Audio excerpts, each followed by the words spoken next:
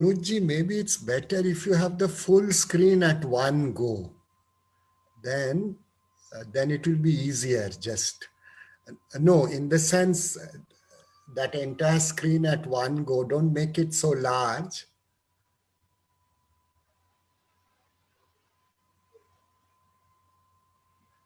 It cannot be enlarged more than this, sir. No, I am not This is saying the make it maximum large. width. Make it smaller so that the entire screen can be viewed, full screen. Okay. I think you have to, Okay, like this. yeah. This is Okay, the best, okay. because then you can press just page down after each slide and then it's done. Yes.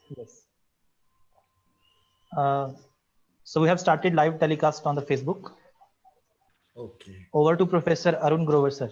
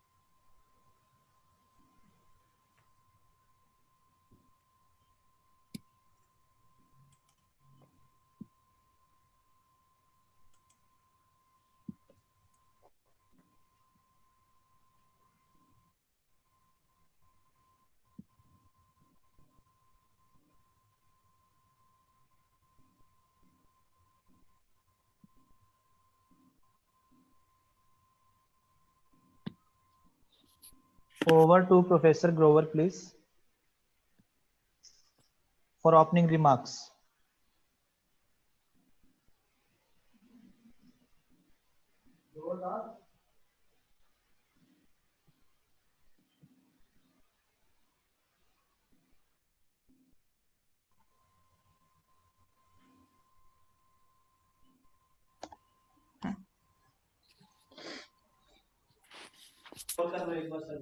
Professor Grover? Anuj, you can call him. Yeah, I'm calling.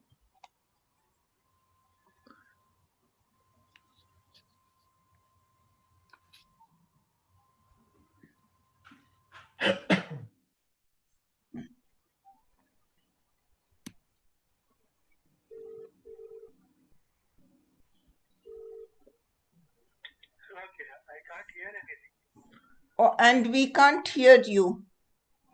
1 minute. Ask to unmute.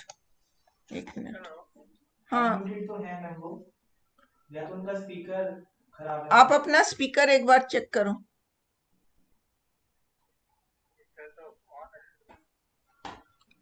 अनुज, मैं आपके पास आ रही हूँ, आप इस पे बात कर लो ग्रोवर साहब से. I'm giving the phone to Anuj. Sir आप अनम्यूटेड हैं यहाँ से, या तो आपका स्पीकर ऑफ होगा. हाँ जी.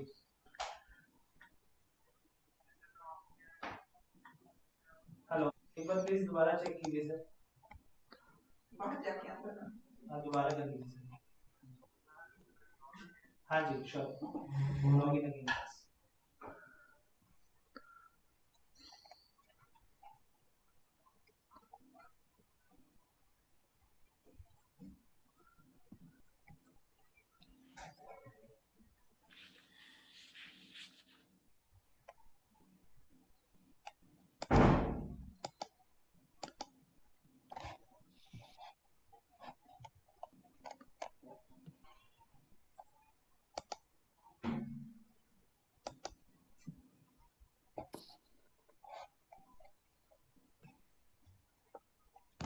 क्या हुआ?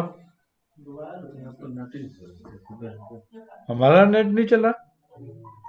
वो लगा लो रिलायंस वाला.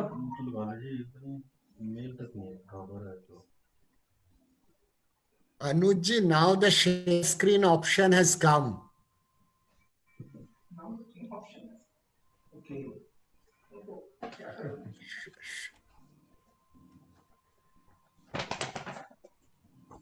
So please try, sir, at your end.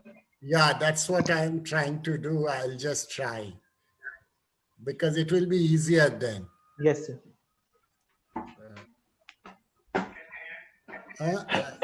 This went away. Now it has come. सबकी आवाज आ रही है. Yeah. इसमें अरुण ग्रोवर की आवाज नहीं आ रही. Can see? आपकी आवाज नहीं आ रही. Yeah, this is fine. Yeah. And can you see the red pen which I am drawing something? Not No. as yet. No. Can you hear me? Now we can see. We Now can we see. can. Now we can. Yeah. Manoj, Okay. can you hear me? Sir, please speak now. Yes, Yes, now. we can hear you now. Grover Now, sir, sir. yes. Now, sir.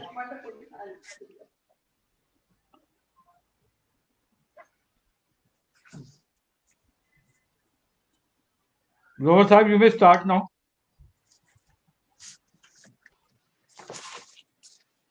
Hello, good afternoon, everyone. Can you hear me? Yeah. Yes. Yes. Okay, so good afternoon.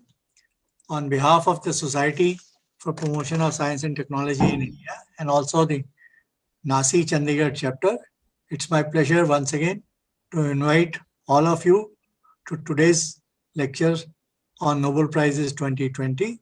And today's lecture is on a Nobel Prize for Economics, and it would be given by Professor Krishnendu Dastidar from Jawaharlal Nehru University. Typically, these science societies for promotion of science or the scientific institutes, they hold lectures only for science subjects. And I must confess that I have not participated in any lecture on the Nobel Prizes in economics. So this year, when a suggestion got made that we must hold lectures on all the Nobel Prizes, including the one on economics and peace, I was very excited about it, and I immediately contacted my peer from my younger days, namely Professor Arun Kumar of Jawaharlal Nehru University, who was a contemporary of mine as a science student and scholar in physics, selected in the year 1967. So we went through these 5 summer schools together, and at the end of 5 summer schools, I had joined TIFR for doing physics. Arun had gone to Princeton, but after a couple of years, he came back and he started to do economics. And as students of physics, we are all very fascinated about Feynman lectures and Samuelson's economics. Each of the NSTS students had this series of Feynman lectures and Samuelson's economics. So it didn't come as a surprise that Arun switched from physics to doing economics. And for some years, I lost contact with him until he wrote his very first thesis, I think very first in India, on the black money in India. And I had read about it, not learnt about it, not from the Arun first, but I read about it in Economic and Political Weekly as a PhD student in TIFR. Most of the students in TIFR used to subscribe to Economic and Political Weekly because they had a student subscription which was minimal. Everybody had a copy of Economic and Political Weekly, and this is where we read about his thesis.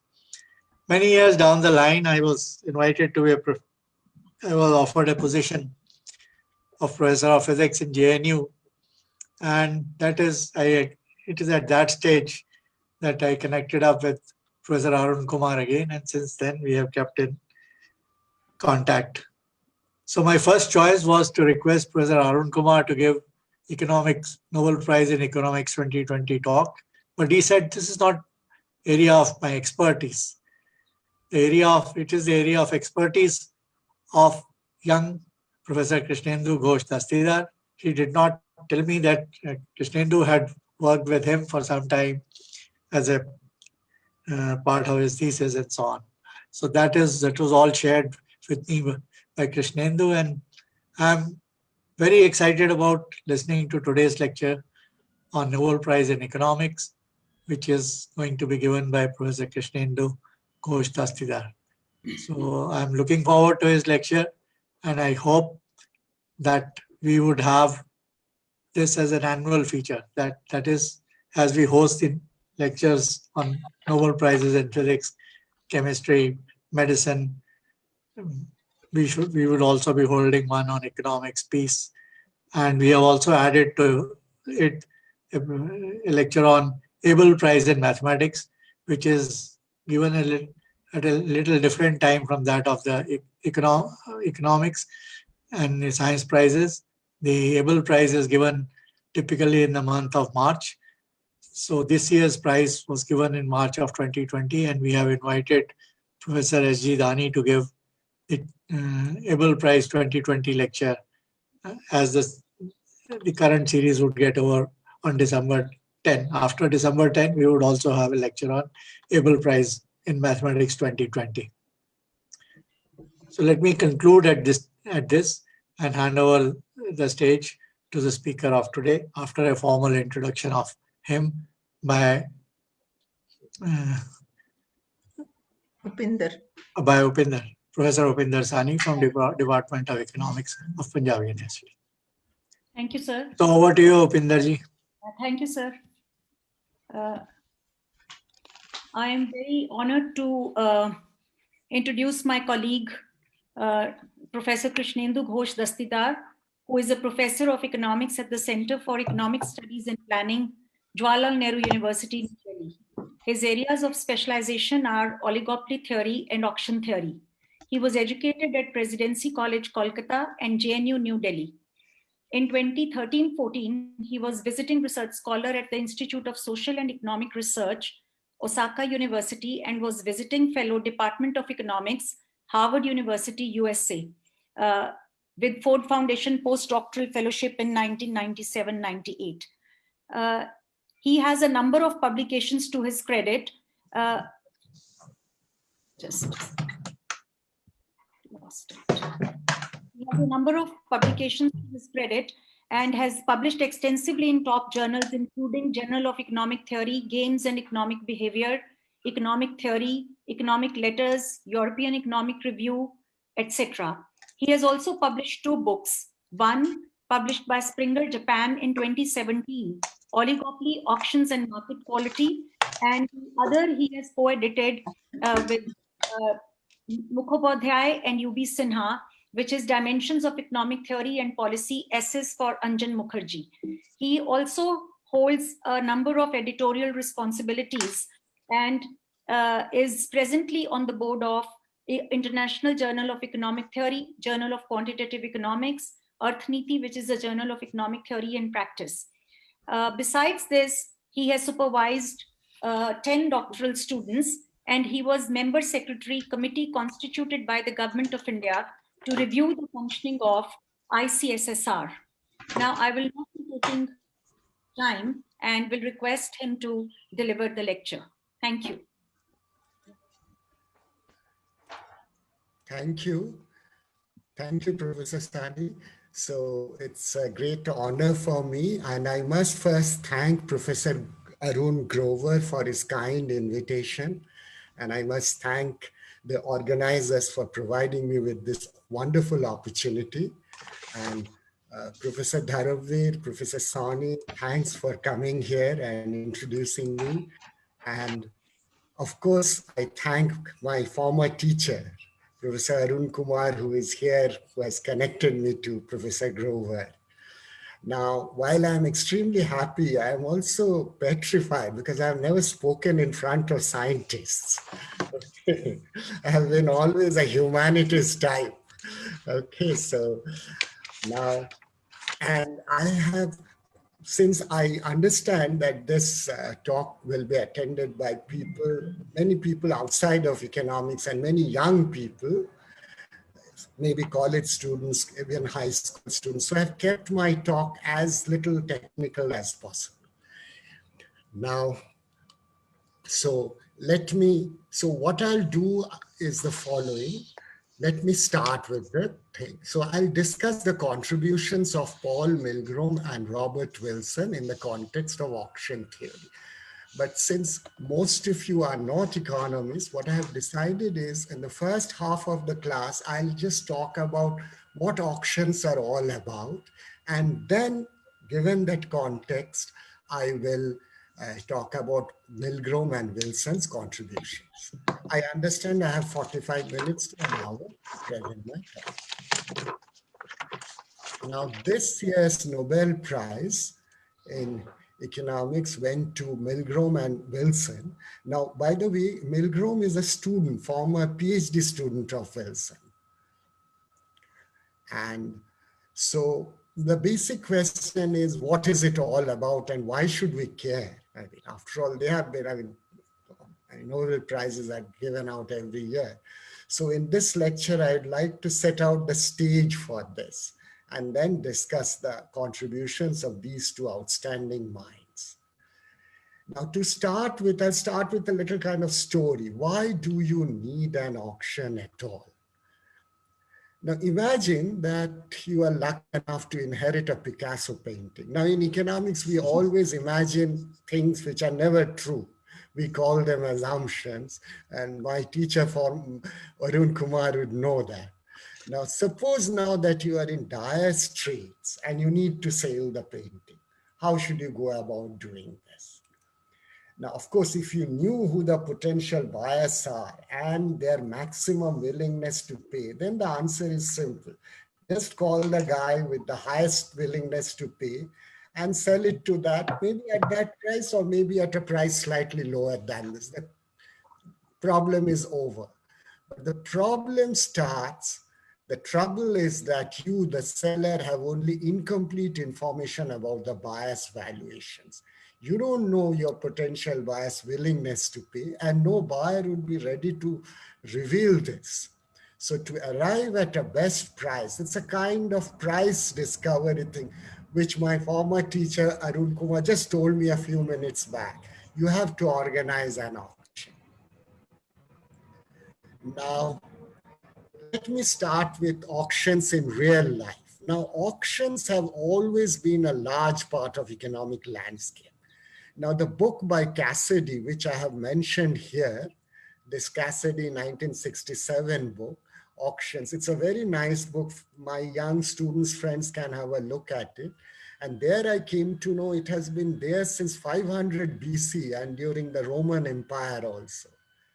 And in fact, I found out a few weeks back that the Oxford English Dictionary first included the entry in 1595. And the auction houses like Sotheby's and Christie's were founded in 1744 and 1766. The point is, auctions have been around for many, many years, and they account for an enormous volume of transactions around the globe. Just to give you some examples, every week, the US Treasury auctions of billions of dollars of bills, notes, and bonds. Now, government procurement expenditure constitutes for the OECD countries about 13% of their GDP. I got it from the OECD report 2018. So it's a significant fraction of GDP spent on auction-related activities. Governments auction of rights to drill oil and other natural resources like our coal block auctions, which had many problems, but we also do that. Private firms also auction of many products ranging from fresh flowers, fish, etc. And on the internet site, there are sites like eBay, things are auctioned off, and they earn billions of dollars. So my point is, it's practiced all over the world, and it's an economically very significant activity. Now, just to give you a flavor of the historical, how auction theory as a discipline historically evolved. Now, William Vickery, who won the Nobel Prize in 1996, was one of the founding fathers. Now, incidentally, he was given the prize with Jim Merles, but that year the prize was called, it was given for economics of asymmetric information. It was not said that the prize was for auction theory, but auctions deal in worlds which consists of asymmetric information. And Vickery's 1961 paper in Journal of Finance is a seminal contributions and possibly the first stepping stone into auction theory properly. People earlier used to talk about it, but so it started there.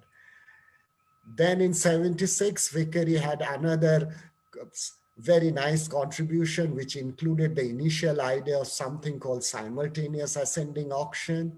Now, the full flowering of auction theory came in 70s and 80s. And in bold, I have written the name of the big daddies of auction theory. They are Roger Myerson, Eric Maskin, Milgrom, Riley, Samuelson, Weber, and Wilson. Now, this year, Milgrom and Wilson have won the Nobel Prize. In 2007, Hurwitz, Maskin, and Myerson got it for mechanism design theory, and auctions are special kinds of mechanism. By the way, this Samuelson, which I have mentioned here, is not the original Samuelson that Professor Grover talked about. There are many Samuelson in economics, and he is one of them. The original one is the greatest. Okay. Now, so let me come to what exactly is an auction. I mean, what is it? Now, as I said, it's a mechanism. So it's a bidding mechanism to sell something.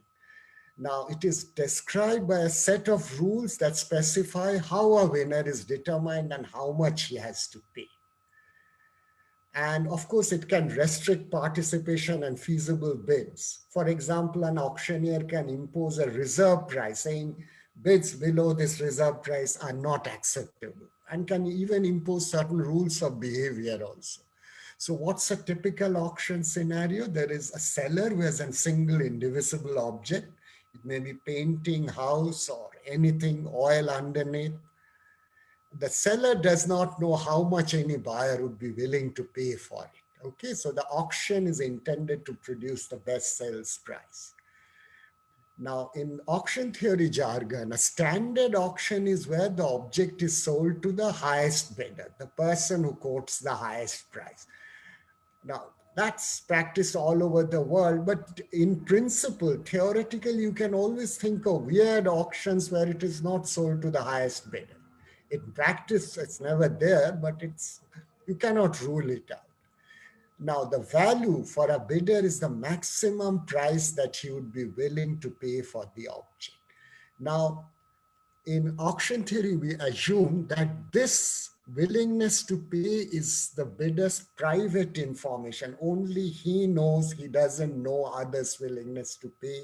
The seller also doesn't know. This uncertainty creates the problem. Now, there is something called procurement auction. Procurement auction is one where the auctioneer is a buyer instead of being a seller. So the bidders are the seller. See, we in universities or research institutes have been part of purchase committees. So we want to purchase computers. We ask for tenders, and the company quoting or the dealer quoting the lowest price, we give the contract to them. Such things are called procurement auction. It's nothing but standard auction in reverse. So in India, public sector enterprises buy a huge set of items. In fact, railways, buys purchase through procurement auctions, thousands of crores of goods. Railways, airlines, especially, every public sector. Okay, so it's nothing but standard auction is in reverse. So instead of the highest bidder, it goes to the lowest bidder because bidders are sellers now and you are buying. Now, all over the world, historically, 4 main kinds of auctions have taken place. Now, I want to slowly discuss that because that's important. The first one is called the first price seal bid auctions. Now, what happens is that bidders simultaneously submit seal bids. So when you are submitting bids, you don't know what others are bidding. Now the auctioneer collects all the bids, opens the envelopes, they submit in sealed envelopes and checks the bids. The highest bidder wins and pays a price equal to his bid. This is called a first price seal bid auction. They are used extensively in real life. For example, in auctioning mineral rights in government-owned land, sales of artwork, real estate, and more importantly in procurement. In India, we are always using first price procurement auctions. So competing contractors submit prices and the lowest bidder wins and receives a price for fulfilling the contract. So this is called a first price seal bid auction. Now, what is the next type of auction is called a second price sale bid auction. Now, the rules of the game are similar. The bidders simultaneously submit sealed bids. The highest bidder wins, but he pays a price equal to the second highest bid. In a first price auction, the highest bidder wins, but pays the price equal to his bid. But here he is paying the price equal to the second highest bid. That's the catch. And this auction is also called Vickrey auction, because William Vickrey, as I said, one of the founding fathers, he was the first to analyze the properties of this auction. Now, second price auctions are often used in the internet site eBay. It's not as prevalent as first price auctions, but in the stamp collecting business in USA, it's used quite often. Now, the third kind of auction is called an English or an ascending auction. Now, as the name suggests, it originated in England. So, and the ascending part is because price keeps on rising. And this is what we observe in movies also. See, the auctioneer or the seller will start a price, then the bidders successively go for higher bids until and unless no bidder is willing to quote a higher price. So bidder who submitted the final bid wins and pays a price equal to his bid. Now, in the movies, we always observe that, and often it happens that the hero comes at the end and bids 100 crores or something and wins the object, okay? Now, this is one of the most common types of auction.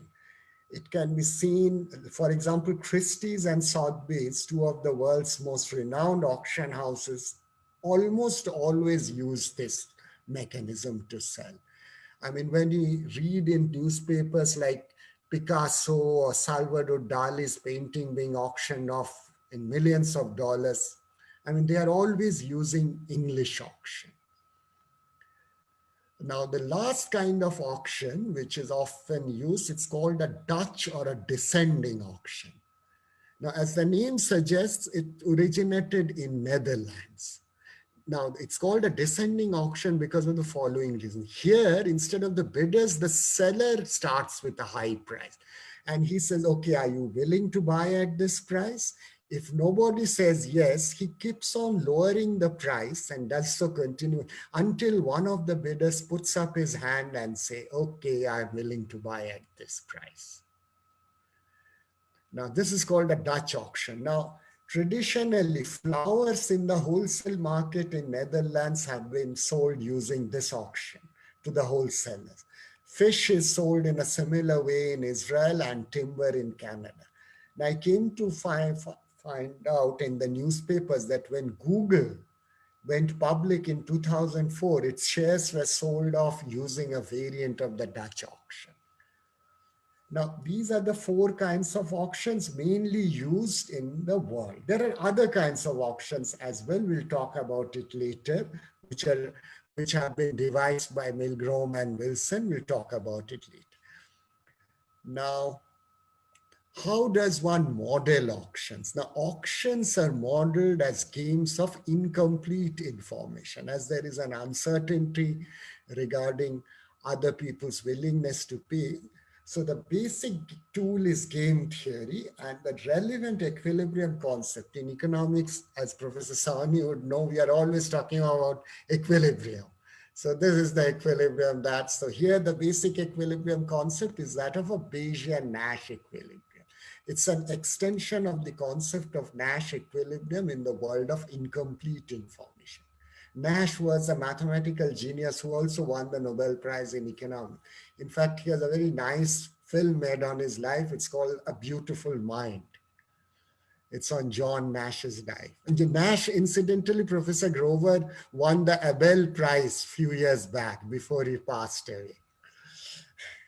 So you can, I mean, he was a great mathematician also. So in economics, we are always using this Nash equilibrium. Now, let me talk about the benchmark model, since there are many young students and maybe people from humanities background who don't use mathematics. So I have avoided using any mathematical terms, just words. So So the basic, absolute basic model is there is one indivisible item up for sale and there are a few bidders and one seller. The item can be a painting or a house, anything. Now, bidders' maximum willingness to pay is private information, which means I know my own value, I don't know others. Now, the way it is modeled is that I assume that others lie in an interval with a known distribution function. Similarly, seller also does not know any bidder's value, only knows that all values lie in an interval with some known distribution function. Now, any model in economics is based on assumption. Now, the most basic model of auction, which I've just talked about, is also based on some assumption. First, it's called private values. Now, what is this? This private information of a bidder is his own value for the object, and it does not depend on others, what other bidders know. It means that suppose I like a painting, the price that I'm willing to pay for it depends entirely on my own tastes and preferences. And I wouldn't change my value for it even if I were to know your tastes and preferences, right? That's called a private value. Now, independent types and symmetry are nothing but, in statistics, we say the values are IID, identically and independently distributed. And we also assume risk neutrality. The bidders and sellers are risk neutral. Just a quick word on those, because risk neutrality is used in economics in a specific way. Just think of two situations. In one situation, you are given rupees 100 with certainty. In the other situation, there is a lottery. You can either get rupees 50 with half probability or 150 with half probability. So the expected outcome is rupees 100. If you are risk neutral, you are indifferent between the lottery and the certain outcome where you get 100. If you are risk averse, you will prefer the certain outcome where you get rupees 100 with probability 1. That's how in economics, loosely speaking, risk neutrality is defined. So here in the basic model, we assume that bidders are risk neutral. Of course, auction theory is rich enough. It has relaxed all these assumptions, and we'll come to that. And therein lies Milgrom and Wilson's contributions. Now, let me talk about the bidding in a second price auction. So what is the winner's payoff? Winner is the highest bidder. So his payoff would be his value minus the second highest bid, which is the price that he pays. Losers get zero. They don't get the object. They don't pay anything. Now, what Vickery in his remarkable paper showed that at an equilibrium, regardless of what the other players are bidding, a bidder should always bid his value. In other words, truth-telling is a dominant strategy equilibrium. In game theory parlance, it's called a dominant strategy equilibrium, that regardless of what others are doing, you are better off, or at least never worse off, by choosing a bid equal to your value. So what would happen? A person with the highest value will win at a price equal to the value of the second highest bidder. The price he pays is the second highest bid. Okay. And the second highest bid would be the second highest value. Okay. Now, in the last, I have written in italics for private values, the English second price auction and English auction are equivalent. I'll explain it to you just a minute. See, in an English auction, what happens is price is going up and bidders are dropping off. Okay, so the going price is 100. Are you still in the bidding process? If you are not there, you drop off. I mean, and until and unless price goes up, only one person is there at the top, right? Now, at what price would you drop off? Now, suppose you have observed other bidders dropping off at lower prices, then you can infer those guys have lower values. But since our private value assumption remains that you won't change your value, which is your maximum willingness to pay, even if you were to know others' willingness to pay. So you will wait till the price reaches your value. So in that sense, English auction is equivalent to second price auction. So once the second highest value is reached, the price reaches that level, the second last bidder will drop out. So only one bidder remains, the bidder with the highest value, and he will pay the second highest value as a price. So essentially, it's like a second price auction for private value case. That's why I said it's equivalent. And Vickery was the first one to point it out. Back in 1961, in those days, these ideas were not there long back. Now, what about bidding in a first price auction? That's complicated. I'm not giving you the formula. There is a precise formula. Now, what is the winner's payoff? It's his value minus the bid he quotes, because in a first price auction, the winner pays the price that he has quoted. Okay. And since the winner pays the amount he has quoted, it is never optimal to bid one's value. So his bid will always be less than his value. But there is a catch. The catch is that the lower you bid, the lower is your probability of winning. But it is also true that lower you bid, higher will be your payoff, conditional on winning. So I'm using statistical terms. So at an equilibrium, these two opposing effects must balance each other out, and auction theory provides with a precise function formula that if your value is this, you are going to bid this much, at least theoretically possible at a first price auction, and theorists have done so. Now, one can show that first price auction is equivalent to Dutch auction. See, what is happening in a Dutch auction? Price is coming down and you have to put up your hand and say, okay, I'm willing to buy. And the first person to put up your hand gets the object, and the game and the thing ends there. So essentially the scenario is same as a first price auction. What you have to do is think of what price will you quote. And in case you win, you have to pay that price. So it is strategically equivalent to a first price auction, the Dutch auction, although it looks very different. Now, there is an extremely famous theorem in auction theory. It's called revenue equivalence theorem. Now, I'll come to that. See, you may ask me, why have a second price auction? I mean, the highest bidder wins, he's paying the second highest bid. In a first price auction, the highest bidder wins and he's paying whatever he has quoted. Now, the revenue, now to the seller, suppose you are a seller, what matters to you, what price you would get? Of course, you are not sure of exactly what price you would get, but you can guess what is the expected price. You can make an estimate. The revenue equivalence theorem tells us that the expected revenue or price in a first price auction is exactly the same as expected revenue in a second price auction. And that was first shown by Vickery. Then it turns out that this theorem is much more general.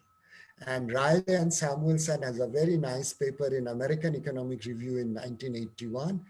And Meyerson, this is a landmark paper I'm going to talk about it, Meyerson won the Nobel Prize in 2007 as the most general version of this phrase. I mean, I have not given the theorem in toto, but what it means is that in the benchmark model, it does not matter which auction form you are using. Almost all auctions will give you the same expected price already. That's a remarkable result. Though auctions look so much different, at least given those assumptions, private value, independence, symmetry, risk, neutrality, it doesn't matter for the seller. On an average, you will get the same price. Now, it's an extremely fundamental result, and much of auction theory can be understood in terms of it. So Vickery first had the first preliminary version of this theorem, and later Meyerson had given us the most general version. Now, let me talk about optimal auctions. Now, there is something called optimal auctions. Now, Meyerson, in this remarkable paper, 1981, shows us how to derive optimal auctions. Now he cracks a very important problem. What is that? Suppose if you have an item up for sale. Now, what is the best way to sell it? Which will maximize your expected price? Now, even theoretically, it's a very hard problem. Practically is, of course, very hard. Now, Meyerson, at least theoretically, with the independence and private value assumption, solves it. And it's a landmark paper. And he shows what is the form of that optimal auction should be. Now, to my student friends who are interested in auction theory, you must read this paper by Meyerson. Although this work was remarkable, it had little connection with traditional price theory as we economists talk about. But that gap was filled by Bulow and Roberts in their Journal on Political Economy paper, and they showed that essentially the problem of optimal auction is like the problem of third-degree price discrimination in monopoly. Now let me come to, so that I talked about the most basic model in auction theory, the benchmark. One item up for sale, several buyers, and we made some assumption. Now let me generalize that model, and that's where Milgram and Wilson's thing will come. Now you can generalize in many ways. First, asymmetry, the distributions are no longer the same. We assume values are identically and independently distributed. We had assumed risk neutral bidders. You can drop that assumption and go for risk aversion. Instead of independence assumption, we can now go for correlated types, and more importantly, there at last two, valuations may be interdependent. It need not be private value. See, in case of private values, I said the maximum willingness to pay depends only on your tastes and preferences, and you wouldn't change your value even if you were to know other people's values. However, if values are interdependent, if I come to know of your value, I'll change mine.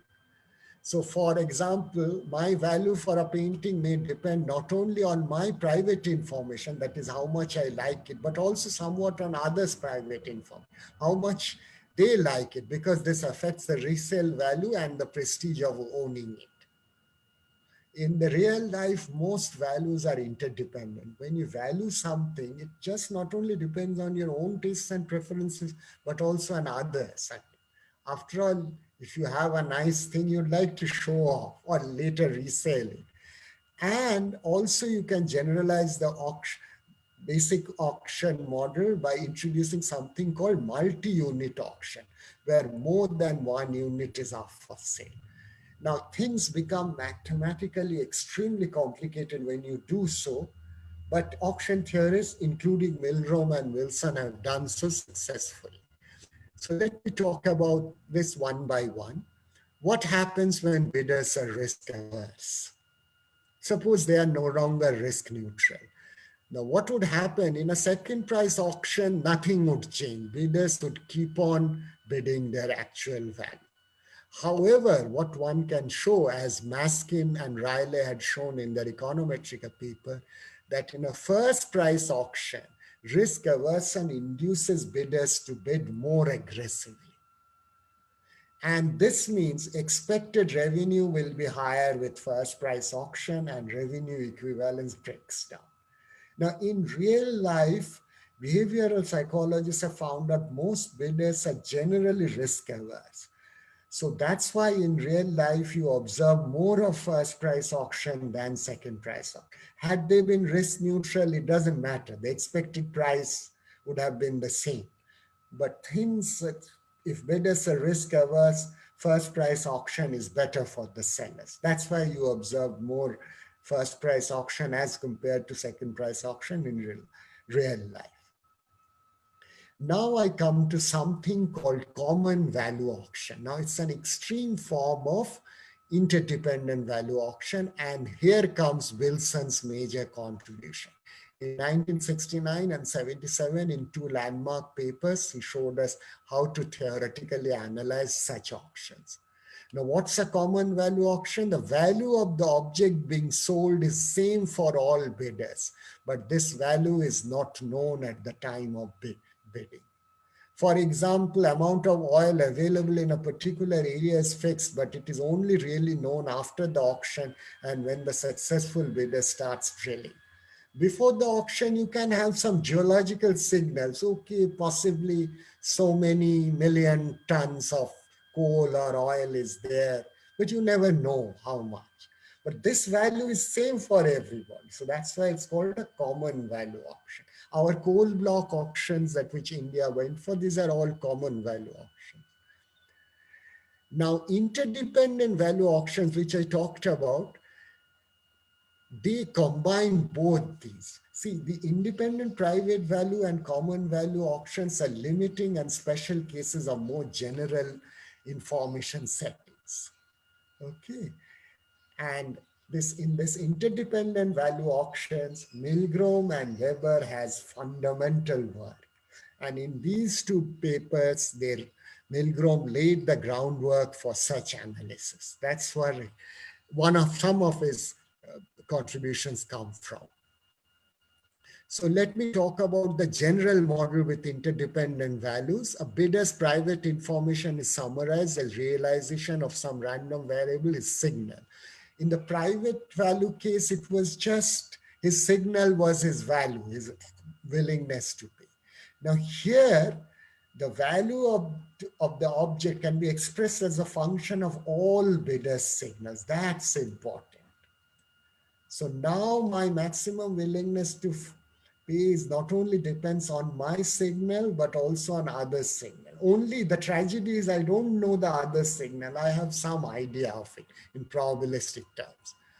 Now, this specification of values includes, as an extreme case, the private value model as well as the pure common value.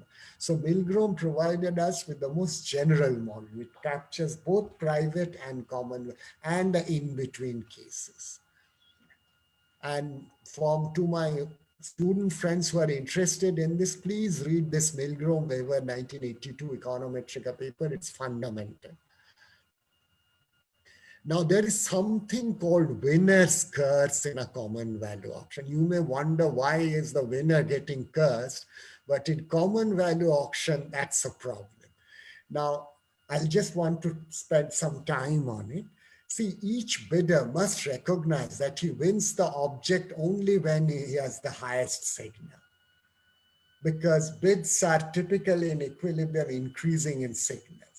Now, failure to take into account the bad news about other signals. When I mean by bad news, if mine is the highest, others are lower than mine, which is bad for them, can lead to the winner paying more on average than the prize is worth. This is said to happen often in practice. Now, it has happened in practice that often in common value auctions, companies have ended up paying more than the actual value. And that's called a winner's curse. Now, Wilson analyzed this. Now, I just want to give you an explanation, statistical explanation. Suppose prior to the auction, only information that I as a bidder have is my signal. Suppose my signal is X1 is equal to X. That's the realized value of my signal. Based on this information alone, I can estimate that the value is the expected value given that my signal is equal to X. So it's a conditional expectation. Now, suppose that the object is sold using a first price auction, and consider what happens when it is declared that I am bidder one, which is me, I am in fact the winner. That is, I have the highest signal. Now, if I have the highest signal, it means that the highest of the other signals, call it Y, is less than my signal. But then update the information. Now the expected value is now X1 equals X and Y less than X. And this must be strictly less than the expected value when X1 is just X. This updating of information reduces the value. So the announcement that he has won leads to a decrease in his estimated value. And this sense, winning brings bad news. Okay, now the failure to see this effect and take fully into and basically factor that in while bidding. If you don't do that, you will land up with something called the winner's curse. Now, let me stress that in equilibrium, in the theoretical equilibrium, winner's curse should never take place, but in real life, it does. So, I mean, after all, people cannot always estimate correctly. So, and this Wilson shows us, so, and he also shows us in equilibrium, it can't really take place. And in theoretical equilibrium, bidders should take into account the possibility that they might overestimate the true value. Now, in 69 and 77, when Wilson wrote about it, it was completely new. I mean, nobody has thought about it this way. So, and he gave a proper mathematical structure of this. Now, I want to give you a funny, which is often a tragicomic historical anecdote about winner's curse, and I got it from a book and an article by Shubik. Okay, I am not a historian, so I just am quoting what Shubik had. It provides some sketch. Now, apparently, the whole Roman Empire was sold by an ascending auction in AD 193 by the Praetorian Guards. I don't know, historians will know. The winner, and therefore the next emperor, Julianus, who reigned for just over 2 months before being overthrown and executed by Severus. He was actually beheaded. And this is possibly the earliest case of a very sad winner's curse. So he didn't know the true value, that he could be dead if he wins the empire. Okay, so Shubik gives this example. Now let me go to the general model and let me relax the independence assumption that the original basic model I talked about, the values were identically and independently distributed. Now, one can relax that and assume that signals are correlated. Now, typically auction theories, what they do, they assume signals are positively affiliated. Now, affiliation is a strong form of correlation, which means that if a subset of the signals are all large, then this makes it more likely that the remaining signals are large. It's a form of correlation. And in Milgram's paper, the technical definition is given. Now, Milgram and Weber in their paper provides a complete analysis of this general model. It's a remarkable paper with affiliated signals.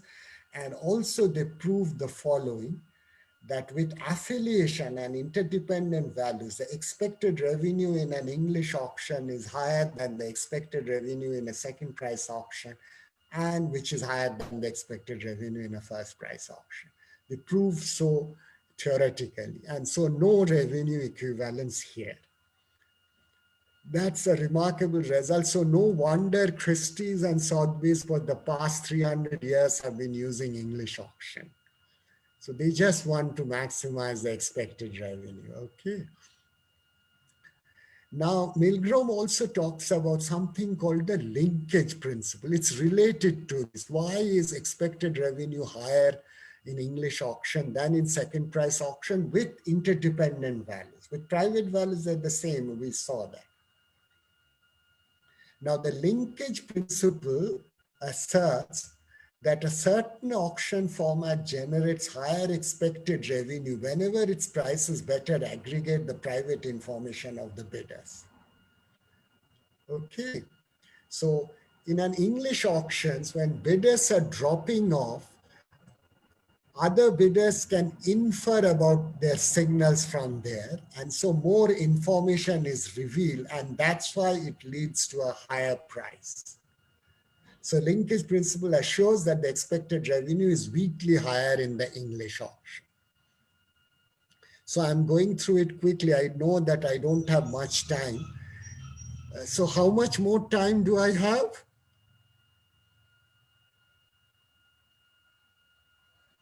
I can't hear you, Professor Grover. Can you unmute? Please unmute. Yeah. 10 minutes more, you can easily take. Okay. 10 to 15 minutes more, you can Okay, take. okay. I will rush through. I mean, the basic thing that Milgram's thing and these things are over, I'll rush. Now, there is something called efficiency in auction. An auction allocates efficiently if the bidder with the highest value is awarded the object. In the benchmark model, the equilibrium outcome is always efficient, but it need not be in the interdependent value model because the bidder with the highest signal need not be the one with the highest value. So as such, even symmetric equilibrium may be inefficient, and by inefficient, I mean the good may land up in the hand of somebody whose value is not very high, not the highest value. Okay, it's possible, it's theoretically possible. Now, are there conditions under which efficiency is guaranteed? Yes, theoretically there are. And in fact, this was proved in a condition called single crossing condition by Susan Athey. Incidentally, she was Milgram's student. Okay, so that's why I have put up a result here. She shows that if the single crossing condition is satisfied, then all symmetric equilibrium will be efficient even in the interdependent value model. Now let me move away from the single unit auction and go over to the world of multi-unit auctions, and there things get very messy indeed. Now, during the 90s, the main research focus shifted from single object auction to multi-object. Why? Because in the real world, spectrum frequency bands, electricity, batches of troubled debt had to be auctioned off. I mean, now the problem is the number and size of transactions of these objects tend to be huge, and even small efficiency gain can translate into billions of dollars. And multi-unit auctions throws up challenges when several units, for example, complementarities across frequencies for spectrum auctions, for electricity auctions, economies of scales and things. It can be bizarre, absolutely. Now, how to handle such things? Again, Milgram and Weber had a fundamental contribution in that.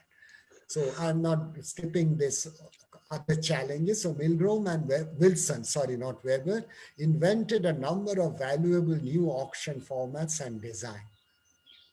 And I'm going to quickly go over it over the next. So, and what are the auction formats they designed? Sorry about this. I'll just come, sorry. So what are the, one famous example is the simultaneous ascending auction, which Milgram and Wilson developed.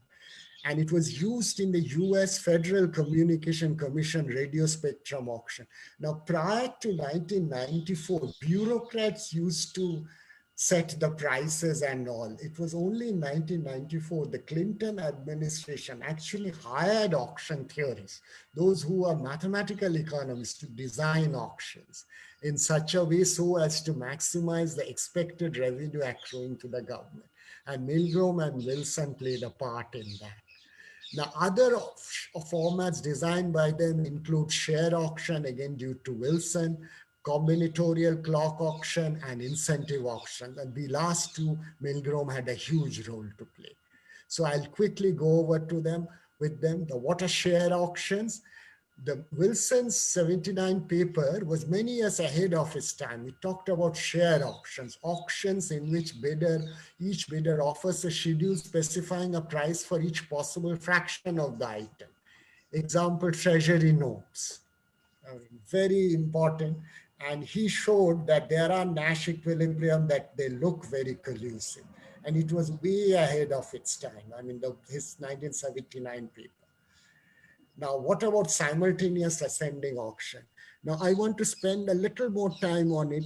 When India went for 3G auction, it used a form of simultaneous ascending auction.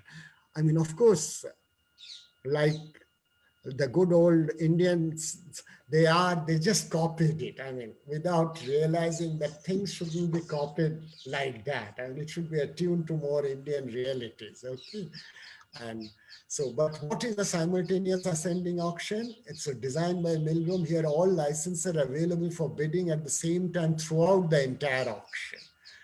Unlike most auctions, this auction has discrete successive rounds with the length of each round announced in advance. So participants may bid on multiple licenses at once. After each round closes, round results are processed and made public. Only then do bidders learn about the bids placed by other bidders. And So I'll just quickly go, and all licenses will continue to be for sale until there are none left or there are no buyers. So when it was used extensively, first in 1994 as a FCC spectrum auction, which raised $20 billion. Then in United Kingdom, the 3G spectrum auction in 2000, designed by Binmore and Klemperer, raised $34 billion, and it has been used worldwide in many countries, including our country. Okay. And they have generated hundreds of billions of dollars. Okay. For if you want the details for all the things, it's this Handbook of Spectrum Auction Design. You can check that. However, nothing in life is perfect. There have been notable fiascos as well. And in spectrum auctions in Hong Kong, Austria, Netherlands, Switzerland were catastrophic. And auction theorists must share some of the blame. Okay. Now later, Milgram only found out that there are some shortcomings with this auction too. So they have some well-known, but of course it's now well-known. At that point, it was not so well-known when they found out. So just as in share auctions, what are the problems? Large bidders have an incentive to engage in demand reduction. And there is something called an exposure problem. It comes from the fact that simultaneous ascending auction does not allow package bid. Therefore, a bidder looking to buy some complementary object runs the risk of not winning all of them while being forced to buy only some of them. I'll just explain it to you in 2 minutes. What do I mean by complementary object? Suppose you have two spectrums, A and B, and you value spectrum at A at $10 million and B at $10 million separately. But if you get both these together, your value goes up to $25 million or $30 million. It's like a super additive function. Okay. However, since simultaneous ascending auction does not allow package bid, a package bid is you bid for packages. So I only want this package. If it's not given in package, I won't take it. But SAA doesn't allow for that. You may land up just getting A and you have bidded and quoted a price higher than the value for it. So that's what you may be forced to buy. So what's the possible solution? Again, Milgram and company came out with something called combinatorial clock auction. So it allowed for package bids, and combinatorial clock auction has advantages. It eliminates the exposure problem and also eliminates the incentive for demand reduction, which is fine. But then it turns out it also has its own drawbacks. Okay. And I'll come to the drawbacks, and just to show in real life, it was applied in UK in 2018, and the discussion of it is there, and in other countries as well. Many other countries followed. I think till 2016, it was quite widely used. But what are the drawbacks? The drawbacks are small bidders tend to obtain disproportionately smaller surplus and may be deterred from entering the auction. And bids that are unlikely to affect a bidder's own outcome can nonetheless influence the price another bidder plays. Now, in order to circumvent this problem, Milgram came up with another auction. So as you see, we are creating problems and then finding solution. It's like medicine. So possible solution, they came up with something called incentive auction. The first wrote a note, and the first incentive auction was adopted by FCC in 2017. I'll just go to the next page. It's a two-stage auction. First is a reverse auction that determines the price at which remaining over-the-air broadcaster voluntarily relinquish their existing spectrum usage right. And second is a forward auction of the freed up spectrum. So first you ask, okay, you give up and quote prices. At what price would you give? And then the freed up auctions are then sold off using some auction. Okay. And that generated quite a large amount of revenue. In fact, in 2017, the reverse auction cost 10 billion, but the forward auction, you got nearly 20 billion. So nearly 10 billion was the surplus. Okay. But incentive auction also has its own problems, and it is computational complexity is immense. That was, so my point is, so the search for the perfect auction continues, and I request my very young student friends to go for it. Go on designing better auctions, okay? And you can make a huge amount of money also if you are successful. So before coming to an end, so what makes an auction successful? There is no silver bullet. A crucial concern about auctions in practice is the ability of bidders to collude, but the theoretical work on this issue is rather limited. In fact, I mean, there is little theoretical work on the collusion among bidders, and those who are interested in theory can work on it. What really matters in auction design are the same issues that any industry regulator faces. Discouraging collusive behavior, entry deterrence, predatory behavior, things like that. And auction design is not one size fits all. I mean, everything depends on the context.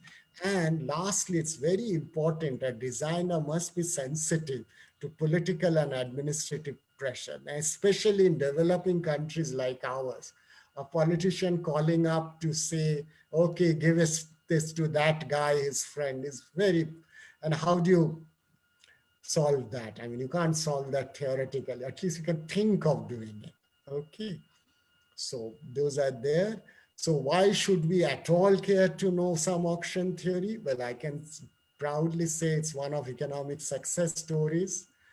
Many economists, including Paul Klemperer, have demonstrated that many economic scenarios which do not at first sight look like auctions can be recast to use auction theoretics techniques. And just to go about, there is a very nice article by Klemperer, why every economist must know some auction theory. When I told this to my friend, an economist friend, he reported that why every auction theorist must know some economics. And I agreed to it. So, and lastly, to my student friends, auction theory is great fun. You should, I mean, you will really enjoy doing it. And towards the end, I've given some reading lists since I've sent the slides. So if any of you are interested, those from the economics background, the reading list is there. And thank you so much. So sorry, towards the end, I had to rush.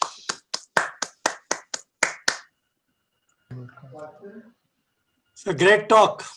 Oh, thank you, Professor Grover. Really grateful to you for providing me with this opportunity. You are also like a teacher of mine. Same name.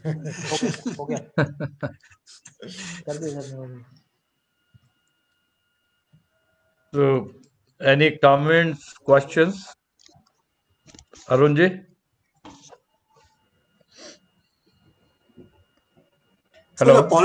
the politicians don't understand these theories. So how do they make a choice that, for that matter, I mean, Dharamveerji, if you have to advise a politician, how will you make a choice that we should adopt this method or that method? How does it happen in a developing economy like ours?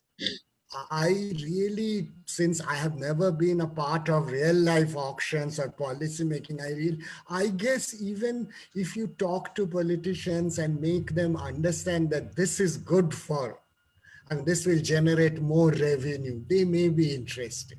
I mean, they may not be interested in the mathematical models, fine. I mean, even in USA, they were initially reluctant to hire theorists, but in the 90s, they started doing so. So I guess it's time for us to do so. I mean, at least our governments can hire, talk to Milgram and Wilson and talk to them. But Krishnendu, And, Krishnendu, Yes, isn't it the sir. case that it's a dynamic situation in which things are changing very rapidly? You know, if you look at the spectrum auctions, then you know Yes. what was the knowledge in the 90s, you know, changed in the 2000, then it changed further in 2010. You know, people didn't know what the size of the market would be. And therefore, you know, what was thought to be correct at one stage proved to be not so correct, you know, at a later stage. And that's why you had the 2G corruption scandal, and then the, you know, the auction theory was changed, you know, how to auction off the coal blocks, etc. because people could manipulate. So in a sense, it's a very dynamic situation. There's a lot of uncertainty. And when you have a lot of uncertainty, the models need to keep changing. So That's there's no right. one model. There's no one model. And your talk illustrates that as the situations change, people realized more and more complexity. Then they, worked out more and more. So it's a very dynamic situation. And That's then, right, sir. you also have business cycles. When there are business cycles, then, when the economy is on the up, you can have one model of valuation. And when the economy is going down, then you have a different model of valuation. So in a sense, you don't know when the up and the down would be, and therefore you could go wrong. So this uncertainty, which is very large, that really, creates a problem as far as the pricing is concerned. Uh, can I request Upinder ji to steer the question and answer session now? Yes, thank you. Actually, I was looking at the chat, but there aren't any questions. Since there are likely to be a few ones, maybe they can directly point it to the speaker. I have. Anuj, do we have, sorry, Anuj, do we have any questions on Facebook? No, sorry, ma'am. There are no questions from Facebook. I like to make few comments, if I may be permitted. Yes, sir. Yeah, sir. I dealt with two bids. One is dealing with the rail, the metro between Delhi and Gurgaon, and in the government. And we were trying to find out who will be the lowest bidder with certain pre-qualifications. I'm talking about the Haryana government and the government of India. We were trying to set up to have Delhi Metro going up to Gurgaon, and there was already a bid or some kind of a form of they had anticipated Delhi Metro how much it would cost per kilometer. Based on that, they worked out certain amount that they can extend this work, they can expand the work of the existing contractor at the rate of the Delhi Metro. So I was that time chief secretary, and I was supposed to handle and advise the government. And there was a lot of pressure that since Delhi had made a great success, so we might as well copy Delhi. So then I suggested that we don't really know the cost of tender per kilometer or whatever are the standards. And India is not, India was open to the international bidding as well. So we said that we'll go for fresh tendering. And even Government of India's ministry was quite upset that we are opening up too many players in this area and they may cause quality concerns, result in service related. Finally, we did go for a tender because otherwise we could have been accused of favoring one party and showing favor. And certainly we got the price of 2/3 of Delhi Metro's cost per kilometer. And we were very delighted. This led to the spurt in going for auction in various states, including Bangalore, Calcutta, Lucknow, etc. And the prices kept dropping up. So what I'm trying to say is that when a new service or a product or an item is auctioned for the first time, we at times we don't have the mechanism to value its worth. Right. And what should be the benchmark. So once it is set up, then we understand that there could be many models and we have reasonable estimation of the cost. So how does economic theory of auction works in this respect? I just want to ask this question. So your question is, so first there is something and you learn about it after the auction and then price keep on decreasing. How does economic theory explain this phenomenon? Is this the question? That's right. That's right. Oh, it's like in an English auction with interdependent value. Once you observe something, you can infer about its value. And the price discovery process, it's like the linkage principle. So it gets better and better. So what you are saying is an application of the linkage principle. Okay. But So Krishnendu, is could it that the also best not be that, method of could it suppose not you be are that, buying for the first time in any place, is that the best way of auction, or how do we go about it? When buying. Okay, so I can you mean, give it was me like an buying tender is like buying a product or buying a service. yeah. Now, see, typically a seller can give you a take it or a leave it offer. Like, okay, this is the price, you either buy it or you don't buy it. Now, you know the price. Now, you can sort of economic theory tells you, suppose if you were to go for an auction and you'll buy it from the seller with the lowest price. Now, through a model, you can sort of estimate what is the expected price that you may have to pay. This model will give you some estimate. Now, how realistic that estimate depends on the quality of your data available, and then compare with that price and then take a Okay. decision. but So economic Krishnendu, theory could helps it you. not be that there is learning by doing? When you do something, you learn about it, and therefore your costs actually tend to decrease. And there could also be scale economies. As you keep on expanding, your network more and more, you would do it at a lower and lower cost. And as you learn, you can, replicate the same thing in a different location, like in Bangalore, etc., at a lower cost. So there could be, things that are happening outside auction theory, which will then inform you what your valuation should be. Sir, you were right, as Mr. Dharamveer also told us, that as at the first time it was difficult, high price, then it comes. So as you get more information, I mean, those informations are not perfect, it's uncertain, but you at first don't have any inkling, then you get the first inkling. It's that linkage principle talks about that. And the prices, things, they get better and better.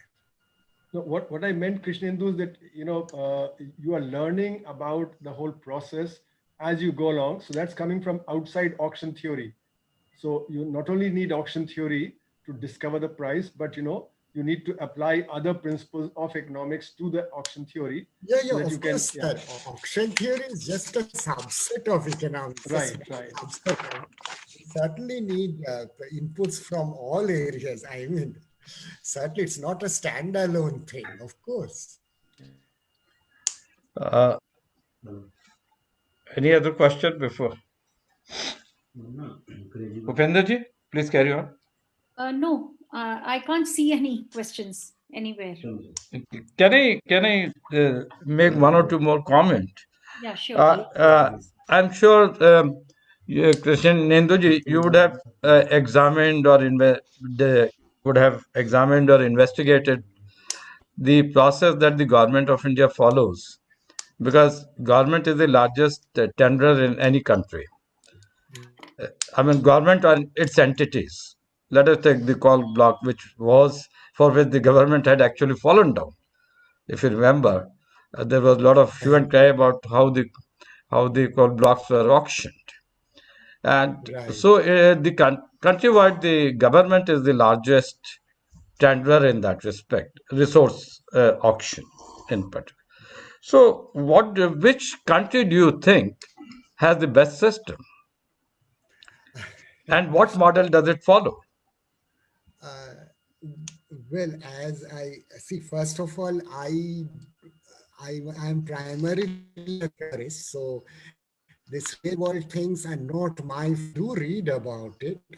I'm more of a theorist, but the country, the best country, I think would be USA or UK, which has successfully applied these such theories, and we have really copied the 3G auctions and things. The simultaneous ascending auction was copied from the US and the UK thing.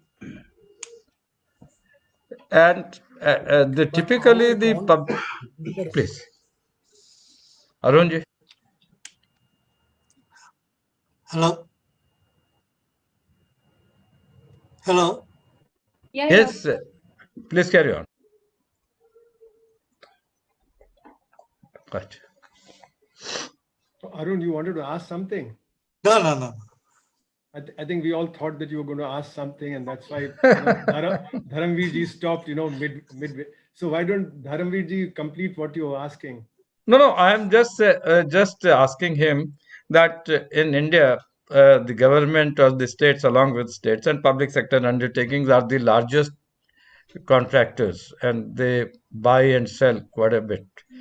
So, do you find the system that India has adopted is good enough, and it needs any change? Sir, the problem here in India, I mean, the little that I know about the real system is collusion among bidders. And that I said it has not been theoretically analyzed so far, because I know, for example, in JNU often purchases items.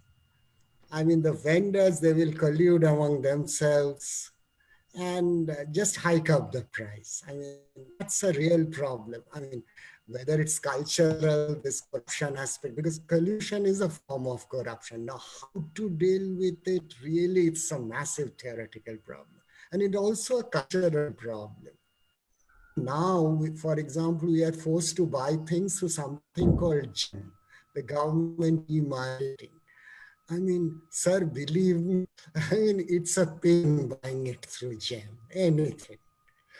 I mean, then the vendor will come and say, sir, आप ऐसे ऐसे कीजिए तब होगा, नहीं तो नहीं होगा. I mean, I don't No, know. I mean, being so complicated needlessly that the entire purpose is lost. The intention is to have good things at a lower price, right?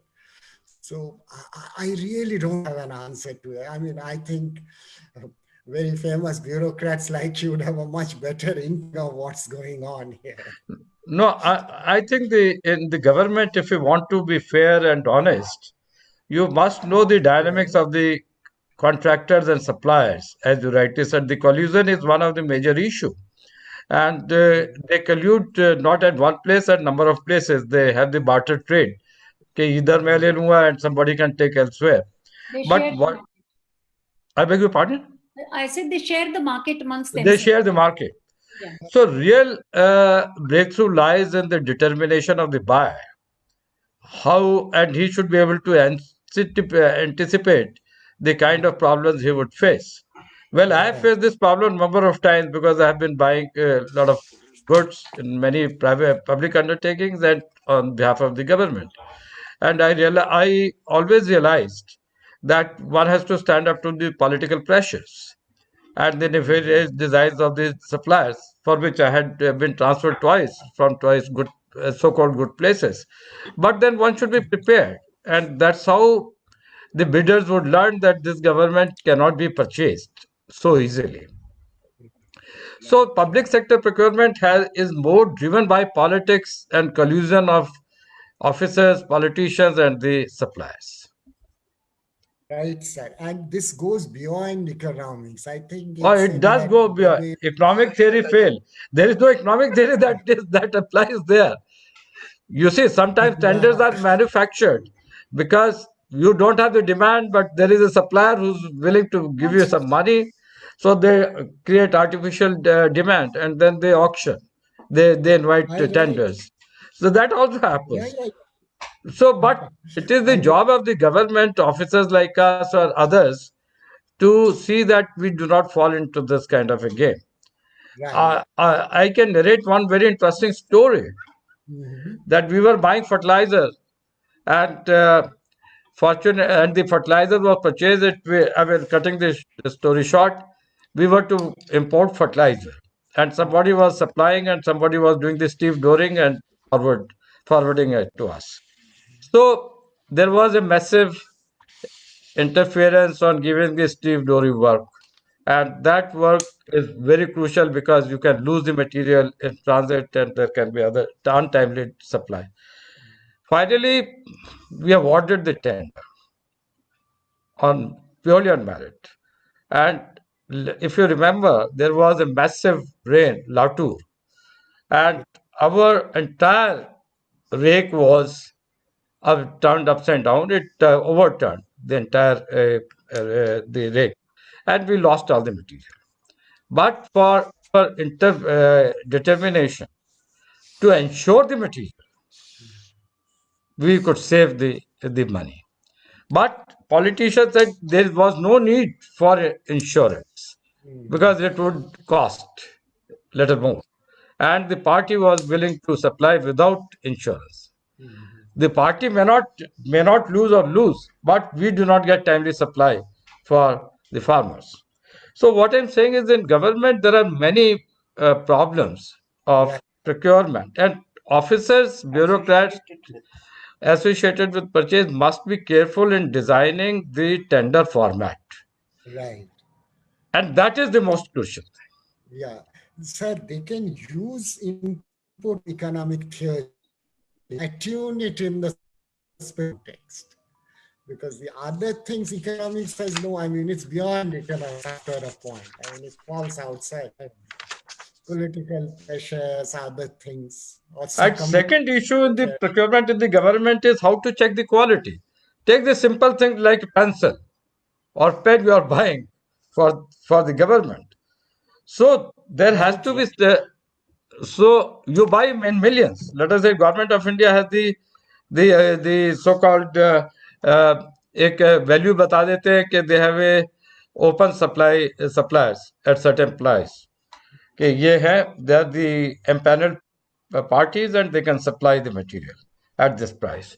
So question of dealing with the quality and how to measure it, that is another issue. That's a huge thing.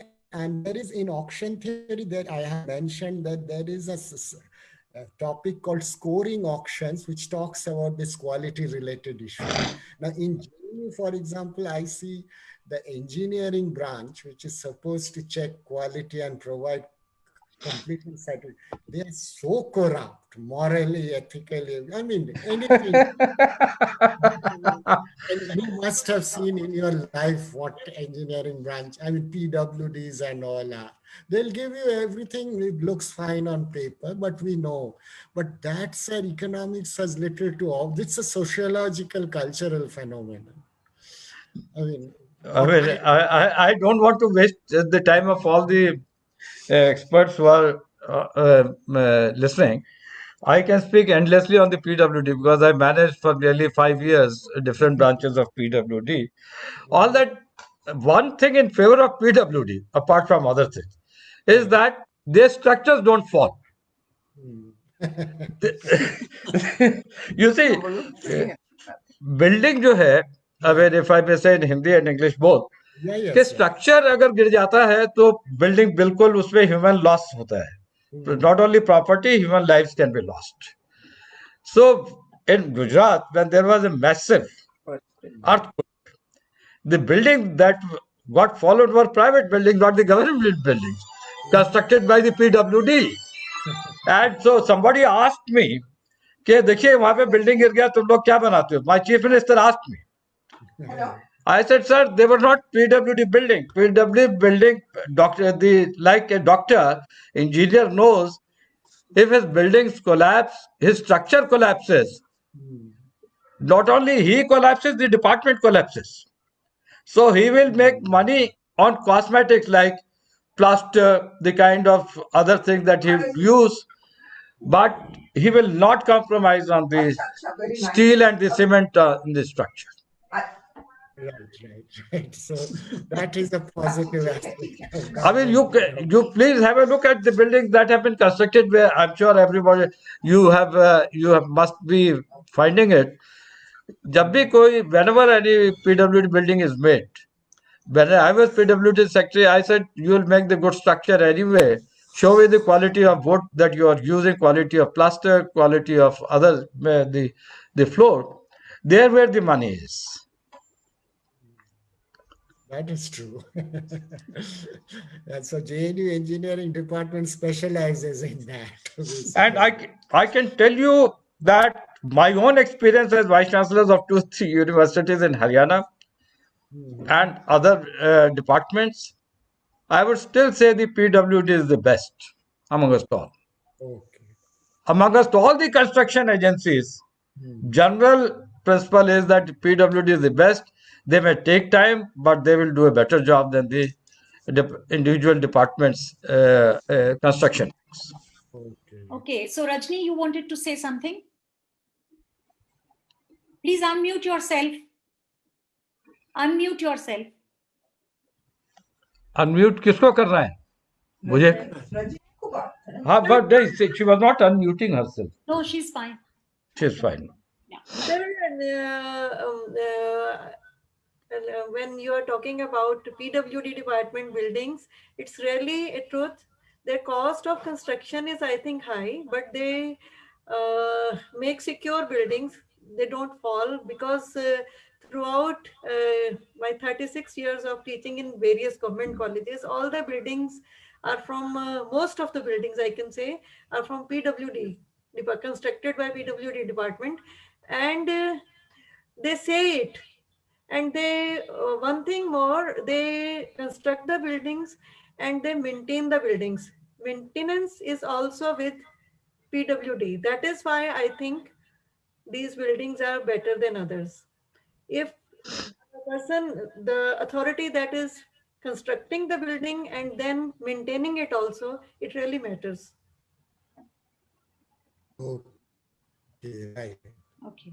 Any other intervention or clarification or anything else? I think we can move forward. Yes. तुम्हें नहीं बोलना। हाँ, मुझे नहीं बोलना। No, we have to listen to Professor Arun Kumar. Yes. So let me say, Krishnendu, this was a great lecture. Thank you, sir. You clarified a lot of things about auction theory. People only know auction in general, you know, when they hear of Sotheby's or they, you know, hear of, you know, things being auctioned off. But you've shown that it's applicable in a large class of, you know, goods, services, and so on. But one thing is there that, you know, these are probably special things, you know, where valuations are rather difficult. You know, it's not like selling wheat, you know, or it's like not like selling cars, where, you know, there are standard ways of valuation. Right. But these are, you know, things where valuation is based on, you know, perceptions which are not easy to handle. So like you said, you know, in the standard model, people think about their own valuation. They don't know about what valuation others have, you know. So like for a painting, you know, what is the value of the painting is a very subjective thing. Right. But partly it's also determined by what others think, you know, because if an auction of a Dali painting has been done, say 5 years back at say $50 million, then you know there will be more than $50 million, you know. And you're also seeing, like for instance, this is where what Mr. Dharamveer is pointing out, there is a large black economy. So, you know, valuations of paintings are going up because a lot of black money is poured into those areas as investments. And Right. therefore people think that, you know, this investment will yield, you know, a positive gains over a period of time. The valuations will keep rising, you know. So there's a you know, a lot of policy failure, what Mr. Dharamveer was pointing out, Right. with regard to government policies, you know, whether it be buildings, whether it be purchases, you know, like you were pointing out that, you know, in JNU, you know, the engineering department, the way it behaves, the way things are procured. So there's policy failure. And when there's policy failure due to collusion, then of course there's a lot of problem as far as the auction theory is concerned, because while auction theory may predict something, in those assumptions that are there underlying the model, those assumptions would not be fulfilled. And when the assumption not fulfilled, then the auction theory would not apply. Also, I think what you pointed out is that there's no one theory that has been applicable for all times. And I think that's important. As the situations have changed, so have the auction models evolved. You know, so for instance, to auction of the spectrum, you know, there have been changing models, you know, where at one level it was thought that, you know, auction should be, you know, for spectrum should be very cheap, so that, you know, you can provide the service very cheap. And then, you know, what was found was that the companies were making a lot of profit. And then it was said that there's corruption in it.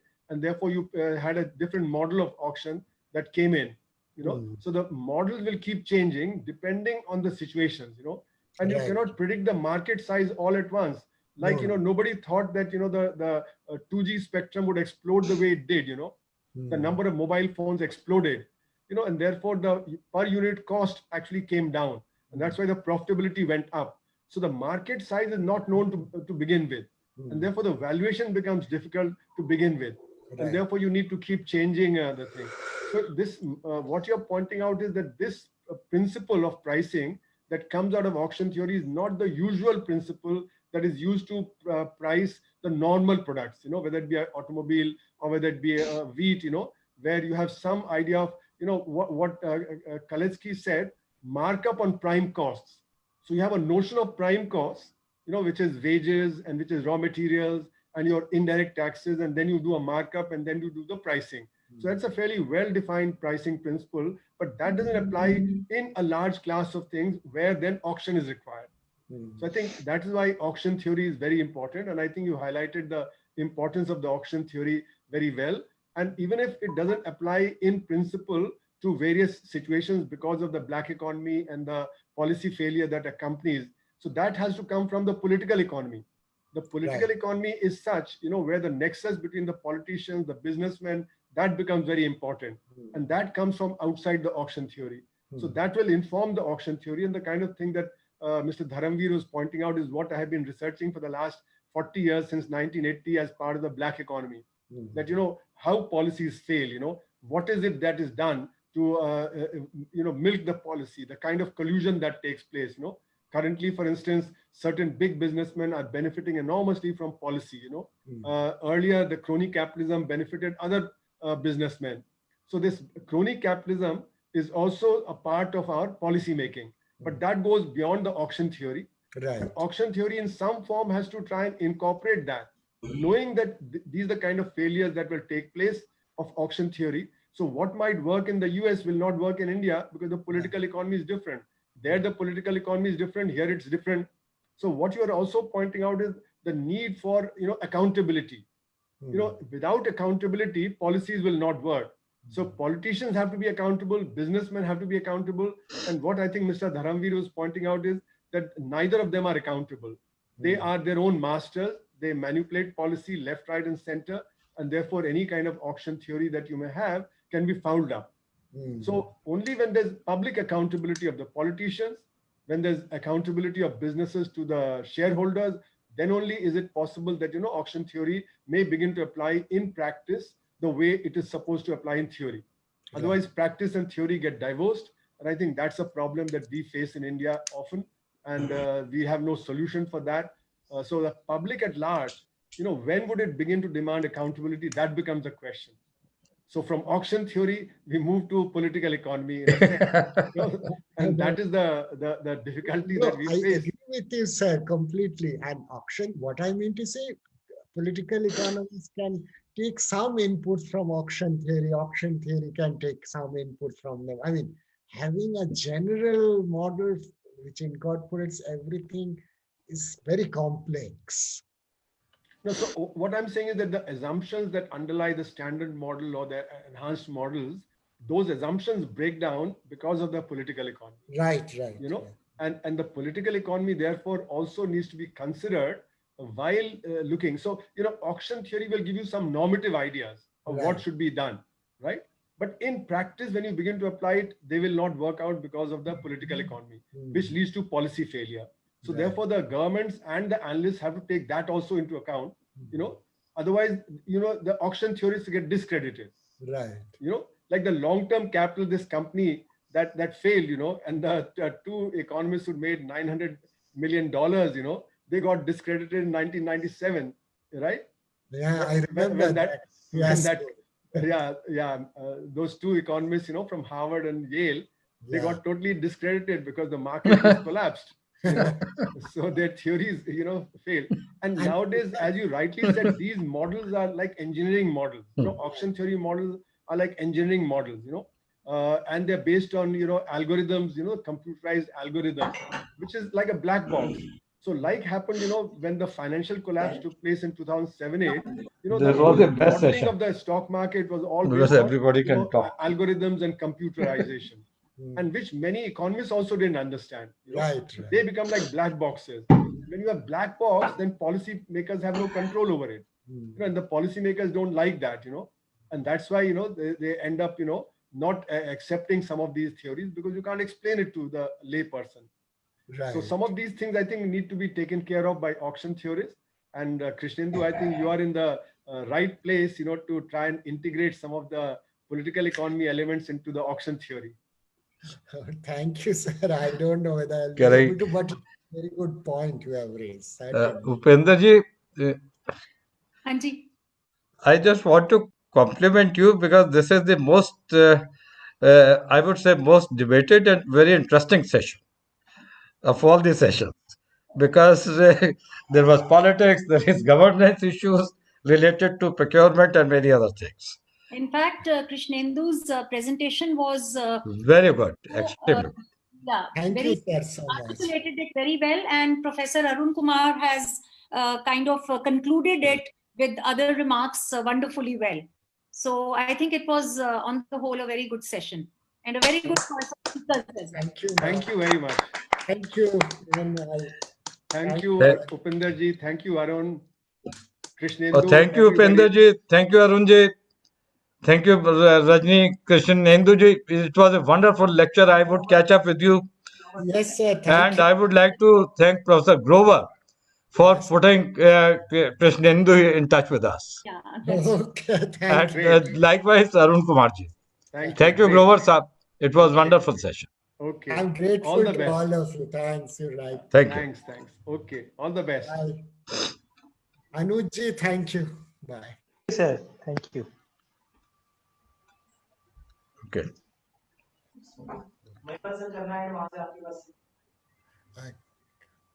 Can I leave now?